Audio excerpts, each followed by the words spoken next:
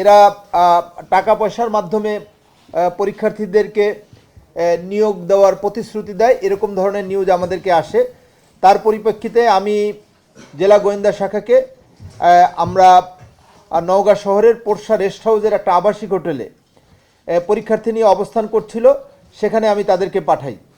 Police সুপারের নির্দেশনায় জেলা গোয়েন্দা শাখা এবং অন্যান্য গোয়েন্দা সংস্থার তথ্যের ভিত্তিতে আমরা প্রতারক চক্রের 2 জন সহ ভুয়া পরীক্ষার্থী অভিভাবক সহ আমরা জেলা গোয়েন্দা শাখা কর্তৃক আমাদের 9 জন অ্যারেস্ট হয়েছে।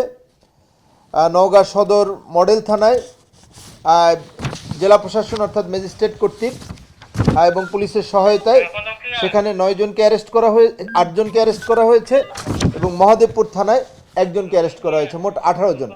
এদের প্রত্যেকের বিরুদ্ধেই পাবলিক পরীক্ষা নিয়ন্ত্রণ আইন অনুযায়ী তাদের বিরুদ্ধে আইনানুগ ব্যবস্থা গ্রহণ করা হবে।